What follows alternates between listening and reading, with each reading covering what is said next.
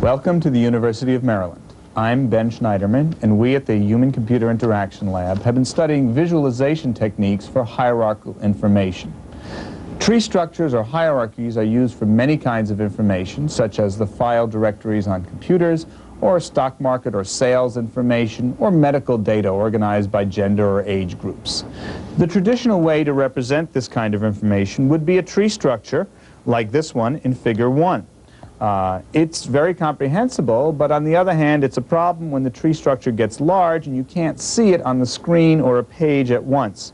Also, the relative sizes of nodes are not shown here. The second diagram shows an outline view that's become more popular. This nested indented approach is also quite comprehensible, and some designers have even found ways to show the relative sizes visually. But it still suffers from the problem that you must scroll down in order to see the entire structure. In Figure 3, we try to represent the entire structure with nested ovals in Venn diagram of style of design. At level A, the root, you can see there are four files, B, C, D, and E, and the largest of them is clearly C. There are also two directories, F and G, which contain successive levels.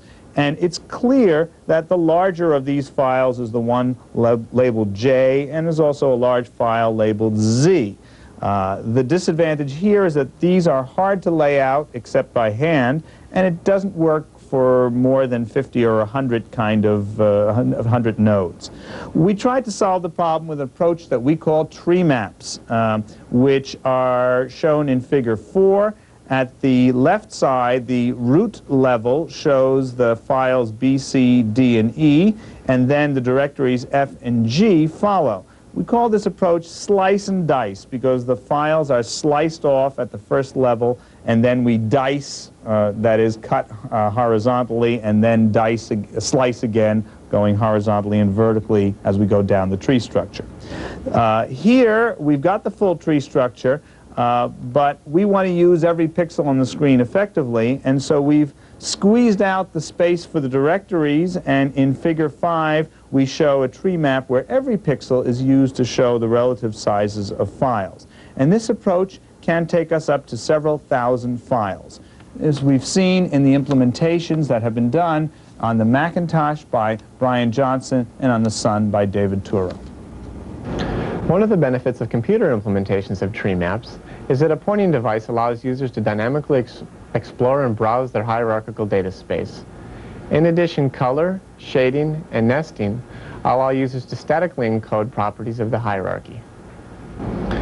Here we see the Macintosh implementation of tree maps, using the example just shown by Ben. At the root is the node A, which is of size 100. Immediately below A are the children B, C, D, and E, the directory F, and the directory G. In this implementation, files are coded by their extension. List files are purple. Here we see one list file Q and two further list files Y and Z.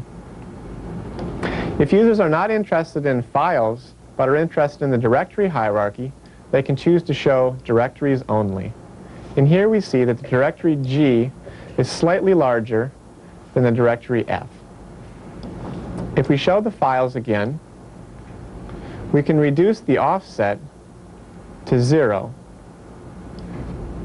Now the internal directories have disappeared, but the structure can be inferred from the slicing and dicing of the diagram. This tree map is a Macintosh hard disk drive with 3,270 nodes. The color key here encodes the type of each file. System files are red, applications are magenta, programming related files are purple, and so on.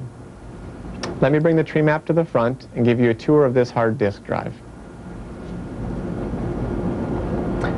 If I click the mouse down, I can move in real time through the display, and the dialog box will update, showing me the path, the name of the file, its type, its creator, when it was created, when it was last modified, and the size of the file. Here I see Ben's directory. and a file in Ben's directory and the size of this file. As I move down, I see that I'm going through the users folder on this hard disk drive and all of the individual users. Here at the bottom, we see that the largest users are in the VIP folder.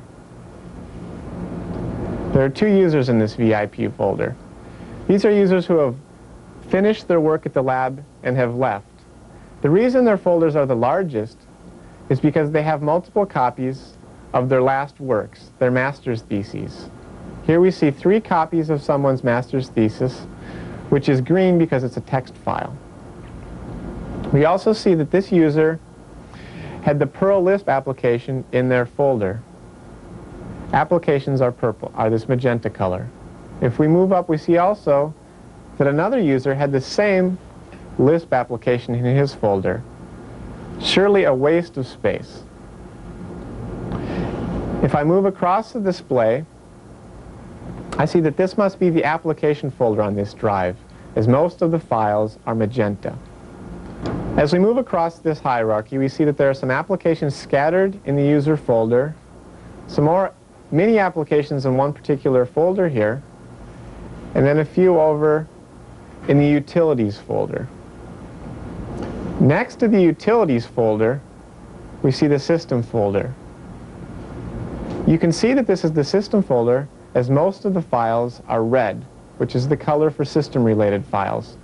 Files in this example are coded based on their creator and their type. Many system files have a type of ZSys. Aspect ratios are a problem that we are currently working on. Here we see that when many files are given a long, thin bounding box, we are only able to display their border. And that is the solid black region you see right here. In a usability study with 12 experienced Unix participants, subjects were asked to answer 7 questions relating to a Unix hierarchical file structure. Treemaps were shown to be faster for global questions, such as, what is the largest file in an entire subdirectory tree, or how many files of a given type exist in an entire subdirectory tree. The implementation of Treemaps on the Sun allowed us to add 2 new powerful features. The first, animation, allows the user to take the diagram and animate it over time, thus discerning trends from the data. The second, zooming, allows the user to take what might be a cluttered small region of the screen and zoom it up to full screen size, and thus make the data very clear. These features can be combined in that you could zoom an area and then animate over it. The Treemap was implemented on the Sun using the fixed-level product hierarchy of a software company, and the algorithm we used is called top-down. In a top-down Treemap, the hierarchy flows from the top of the diagram down to the bottom. With this particular hierarchy, we have the product managers on the second line here. You can see there are 6 boxes. We have product types underneath each product manager here. You can see that this particular one has 2 types. And finally, on the bottom of the screen, we have products. Now, in this diagram, the revenue of each product determines the size of its corresponding rectangle. So larger sized rectangles indicate products that made more money in a particular month. For example, here, this product made quite a bit of money as compared to, say, this product over here. The color determines profit or loss of a product. You could see this color bar at the top of the screen indicates positive profits. Over here in the red indicates loss. So if you're looking for losses, you would look for all products which are in the red, such as this one or this one or this one. You can see at a glance which products are not doing so well and which products, such as this one right here, a dark blue, that are doing so well. Basically, if you wanted to see more information about a product, say we're on this product, you can click on it with the mouse. It would become highlighted. A white highlight goes around the rectangle here, and down here you could look at information fields. For example, this product made $113,000 in revenue during the month. Okay, you could do that with any product. You could also animate the diagram over time. Down here in the lower right is a slider. By simply moving the slider along, you could view different months' worth of data. For example, suppose I wanted to look at this particular product over time. What I would do is highlight it so I could see the revenue figures down here, and then pull the slider with the mouse. So watch this product as the diagram is animated. You could see that it's becoming redder and redder, indicate that the profit is going into a loss. Notice as well that the color funneled up. This product had such a great impact on this product manager that it threw him into the loss as well. Now suppose we wanted to see more detail. This particular product manager here has a lot of products and they may be cluttered on the ordinary tree diagram. However, if we put the mouse over to her area, her rectangle, and do a special zoom functionality, we could zoom her area up to full screen size. Note right now that she has 2 product types underneath her. If we do the zoom action, we could see she still has the 2 product types, but now her products are all full screen.